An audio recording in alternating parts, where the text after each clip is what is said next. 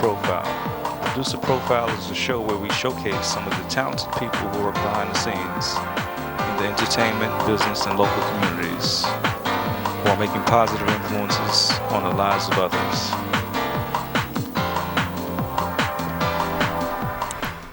Welcome to Producer Profile. I'm Stella Winston. And I'm Jim Hill. Now, every year, Brooklyn has a Welcome Back to Brooklyn Day. Okay. Well, our guest producer never left Brooklyn, and in fact, he has a show called That's Brooklyn, and he loves Brooklyn, and his name is Bruce Friedman. Thank you for coming to Producer My Profile. pleasure. Okay. So you never left Brooklyn. That's right, never. How? So where did you grow up? I grew up in East Flatbush. Wow. Couple blocks from the cemetery and a couple blocks from Kings County Hospital. Now, your show, That's Brooklyn, it focuses on, of course, everything Brooklyn. It also focuses on artists and nostalgia. And when you say it's not just nostalgia, it's also history. You're also somewhat of a history buff. Yeah, I love history, but only if it relates to Brooklyn. Wow. I'm not really into, Inca Mayan history. I'm more into Brooklyn history. So I guess the park, the Fort Greene Park, and the monument. Right. It has a lot of stories there, huh? Well, there's something called the American Revolutionary War Battle of Brooklyn, and one of the sites on what is known as the Heritage Trail would be the monument, the Martyrs Monument at Fort Greene Park. Wow. I've done a show there. Okay. Now, weren't there a lot of African-American soldiers that were buried there? I heard that little piece of information. Well, I can't really attest to that. I can tell you that 13,000 American patriots were starved to death, wow, beaten and thrown overboard by the British in Wallabout Bay that later was known as the Brooklyn Navy Yard. And their remains were collected and put in this Martyrs Monument. Wow. And that's in Fort Greene Park. Yeah. Now, you also know a lot about the Underground Railroad when it comes to Brooklyn. And we have several clips from a show that you did with the Plymouth Church? No, the Pilgrim Church. The Pilgrim Church? Right. Okay. It's interesting. I'm not going to say that I was totally unaware of the meaning of the Underground Railroad, but in one of the clips, I sort of kid the subject and say, was the Underground Railroad something like a subway? And for those who don't know, there was no tracks, there were no locomotives and cars. It was a method, or many methods, of getting African American slaves who sought freedom to come up north, and many of which went to Canada. Now, this first clip is of a historian talking about the Underground Railroad, specifically in this church. Well, the person we're talking about is Barbara Munez Stallings, and she is the head of the Black American Roots Society, and she talks primarily about the Pilgrim Church, but we also discuss other churches that played a very active role in hiding and in transporting to safety the African Americans who were fleeing slavery. So let's go to the clip of the historian. Let's give the truth. What do we mean by the Underground Railroad? Was it like a subway? No, the Underground Railway was the means that was used by the enslaved Africans in order to find their way to freedom in the North. The way that they traveled was sometimes by train. They could have traveled by wagon. It could have been on horseback, but majority of the time it was miles and miles and miles on foot. And one of the great well-known conductors, Mother Moses, Harriet Tubman, was known to have taken at least over 300 enslaved Africans out of the South by foot, traveling from the South by the North Star, which was known as the Great Dipper, the Big Dipper, or the drinking gourd, using the North Star to guide Now, that particular clip was part of a whole show, right? That's right. And so you focused just on the Underground Railroad and what that was all about. We see so that- what else are we going to see from that particular show? Well, this particular church is known as the Grand Central Station of the Underground Railroad because the preacher, which was Henry Ward Beecher, was a very famous abolitionist, and we're going to next see Sharon Blackburn, who is the present Reverend Pastor, and she talks about Beecher and what he did, which was to, in effect, bring African Americans right up to the pulpit and auction them. But he had a very different purpose. What he was doing was having the congregation not only buy their freedom, but help to give the money to educate them and to give them a good chance at a future. Mm-hmm. So he was quite a guy. Now, Miss Blackburn will tell us about that and about a particular young girl who got the name of Pinky. Mm-hmm. And now Pinky is very important because something with the pinky finger. Well, pinky ring. Pinky ring. See? So what's the story behind that? Well, again, very, very interesting because one of the women in the congregation wanted to give more of a price, add to the auction price, but she didn't have enough money. So she took off this beautiful pinky ring and put it in the collection basket. And what we're going to see in the subsequent clips would be the fact that when Pinky, whose real name was Rose, when she grew up and her whole life stepped out in front of her and how successful she became and how her relatives were all well educated and made great contributions to society, this old lady, past 80, came back to the church and returned the ring. Now you can imagine how emotional a moment that was. Wow. Wow. But also, you're going to meet the lady who is the grandniece of Pinky. And you'll hear the story from her, and if it doesn't give you chills, you'll be crying because it's just so touching. So I want to hear. Yeah. So first we're going to hear from the pastor, That's and then right. we'll come back, and then we'll see a the little more. president. Yeah, after that comes the president of the church organization, which of And course... then Pinky. Yeah, and the church organization gives regular tours. We're talking about something that's worth going.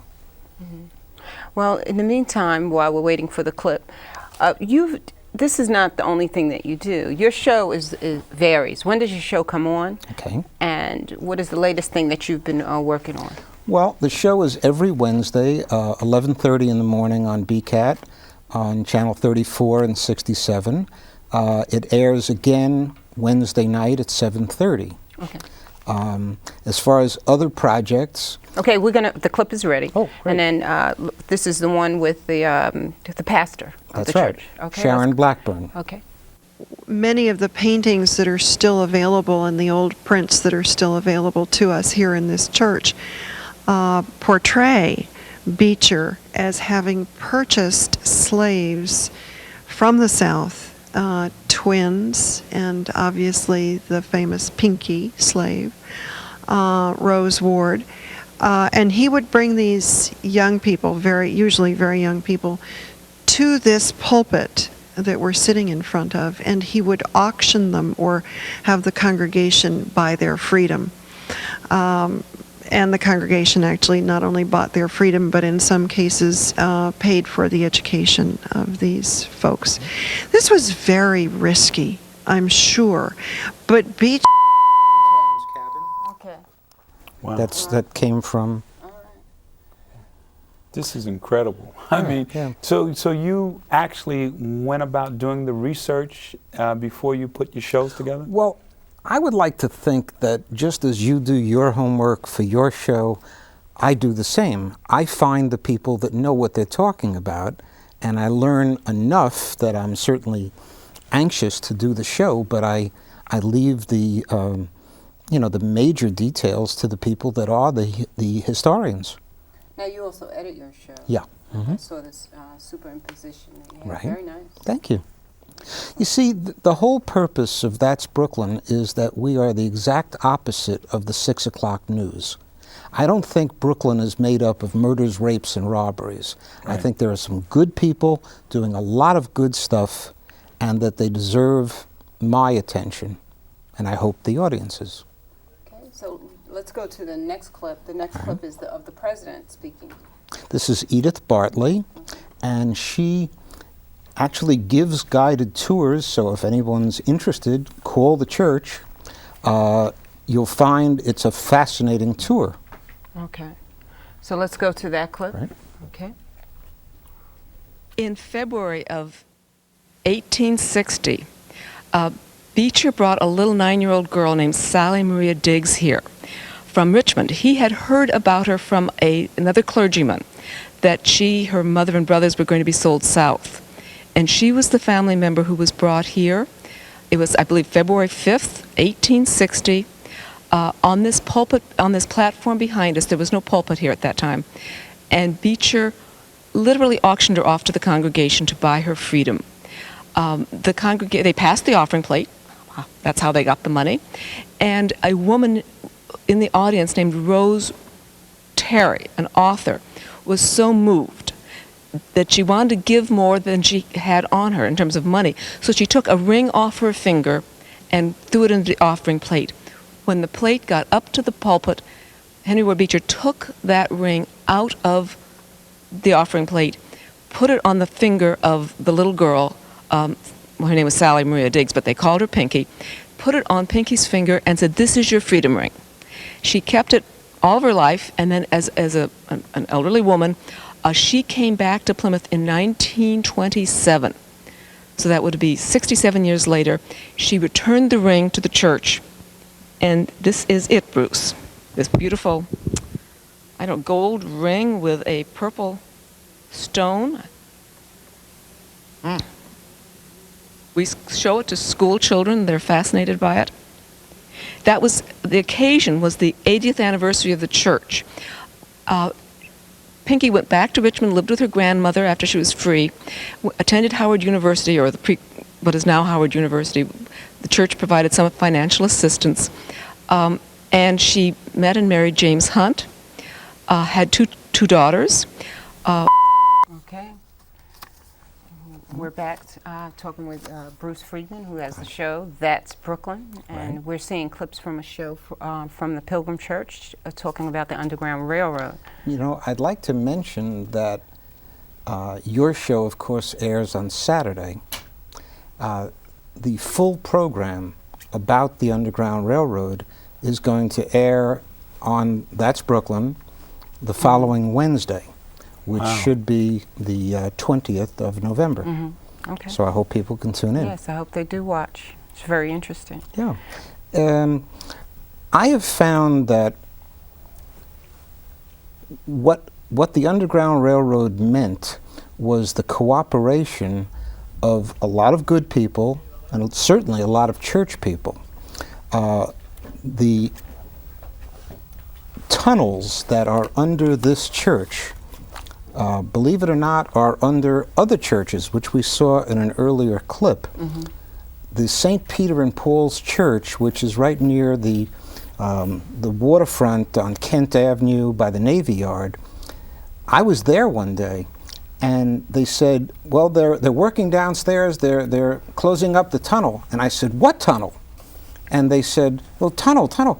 And I convinced the contractor to wait till the next morning, and I ran back with a video camera, and you saw one quick shot of it, but there was a tunnel big enough for 2 men to walk through, and it was used to help runaway slaves get to the waterfront and get to their freedom. Interesting. And it would have been cinder blocked up, and nobody would have seen it. It was just by luck. So you were the only one that got the video I was of the it? only one. You have a rich history there. Yeah, well, you see, to me, black history, not just in Brooklyn, is not being rewritten as some people claim. It wasn't written to begin with. A lot of it is. It was not just, written. you know, bypassed. Now you have another clip that has to do with black history, and I think it has something to do with rock and roll. Yeah. Now, what is this clip I about? don't think we have that queued up, but the clip that you're talking about is in my barber shop. Okay. Well, I think this is the clip coming up with Pinky. Yeah. Okay. Well, this is Pinky's ancestor. Okay. So we're actually going to see Pinky's. Her name is Stella. Really? Not Stella, I'm sorry. Her name is Sophie. Her name is Sophie. And Sophie is going to have you in tears. Okay, so let's go to Sophie. Okay. And when I came to New York, I had an elderly aunt who lived to her 99th year. And I made it a duty for the 35 years I've been in New York each month to visit Cousin Gladys in Manhattan. And on one of her visits, she talked about Aunt Rose. And she said Aunt Rose came to see her back in 1929 when she came to Plymouth Church for the anniversary service. And she said she came to visit her at that time. So, of course, I wasn't too interested or about the matter at that time. But what she did, she followed up by sending me a little book called The History of Plymouth Church, and by Noyes, N-O-Y-E-S. And I read the story, but it showed in the picture, it was illustrated, and the picture showed a girl of about 15 or 16 years old being sold, you know, from the pulpit, or being auctioned, rather, at the pulpit. And I didn't think any more about it. I put it aside, having a very busy life. But later on, when I came to New York, I was involved with museums, and I was cultural coordinator of a museum called the New Museum of Brooklyn. It was the forerunner of the Brooklyn Children's Museum. Yes, we were located on Bedford Avenue. At that particular museum staged a wonderful exhibit called Blacks in Brooklyn. And one of the panels did depict this elderly woman, a newspaper article from the Brooklyn Eagle, giving a speech here at Plymouth Church and thanking everyone because she had benefited so much by what the church had done, purchased her freedom, helped her to go to Howard University, become a school teacher, realize some of her goals in life, and then, of course, she had married. And when I looked at the name, it said Hunt. My family name is Hunt. I looked at the picture. The picture looked familiar. I said, well, perhaps I'll go back to my cadre of pictures and see if I can locate this lady, she being a Hunt. And she married James Hunt, which I know that was my grandfather's brother's name. My grandfather was Josiah Hunt, and his brother was James Hunt.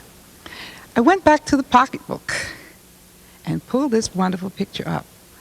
And what impressed me so is I knew, even Cousin Gladys had said, that Aunt Rose was very beautiful, olive complexion, and she had a beautiful mole on her cheek. I looked for the mole. There it was in the picture. I went to the exhibit and looked on the panel and studied that newspaper picture very carefully, and there was that mole. I said, I know it. It's her. It's her. Wow. All right. That's truly a touching story because a lot of black families were broken up as a result of slavery and during Reconstruction. So for her to be able to connect, that was truly a beautiful thing. You know, I want to tell you a different story that's not on the tape. I went to the Evergreen Cemetery the other day on Bushwick Avenue, and I was shown by historians and thanatologists, which is the study of death and dying, a brand new marble monument that was just erected, but the man lived between 1849 and 1908. But through genealogy, his family, the ancestors, had now put up this monument. The man was known as Blind Tom. He was sort of like a Ray Charles. He wrote music, he wrote lyrics, he performed. But you know, he had a master, and the master never told him about the Civil War, about the Emancipation Proclamation, and I'm not putting you on. and he believed himself to be a slave. He was blind, couldn't read, didn't know what was happening. All his life. So he was kept enslaved. Enslaved all his life. He never made a penny because the master always collected the paychecks. And in 1908, the man died. And now his ancestors got on a big bus. They had erected this monument, and they all came to pay tribute to their... Wow.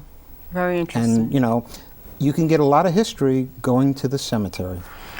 Well, right now we have a musical clip that was recorded on Gabe Pappas's show, Brooklyn Bred, cable access show, and it's Marilyn Matos performing the Roger and Hammerstein song, "The Sound of Music." Oh, yeah. We'll talk about that musical.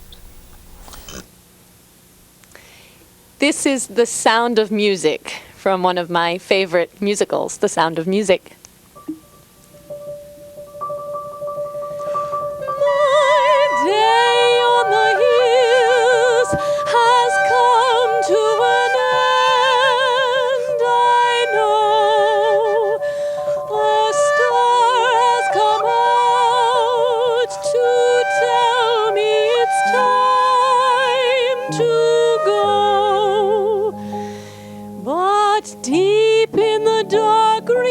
Shadows are voices that urge me to stay. So I pause and I wait and I listen for one more sound, for one more lovely thing that the hills might say.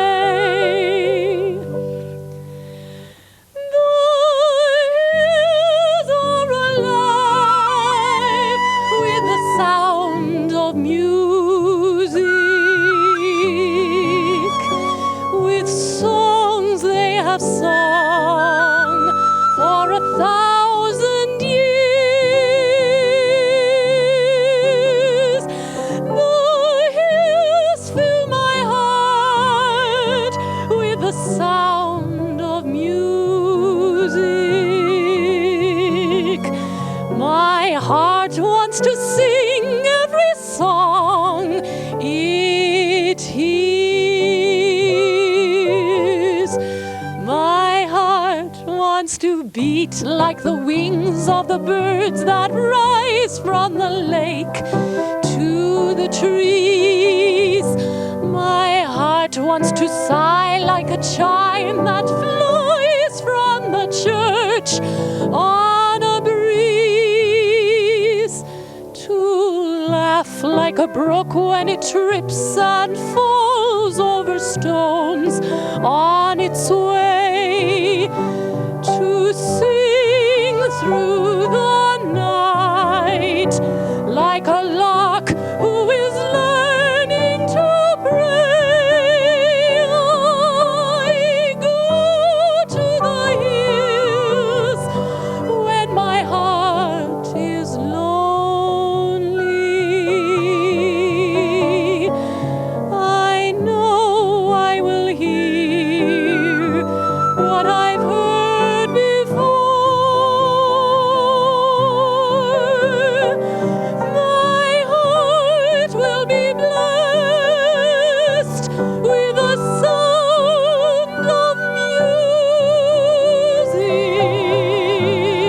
music, and I'll sing once more.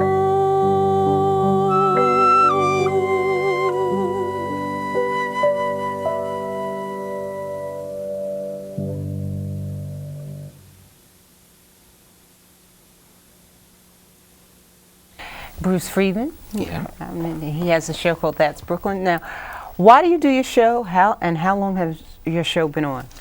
Well, officially, I started doing it in 1993, but then it just sort of stopped for a while, and for the last 6 years, I've been doing it every week.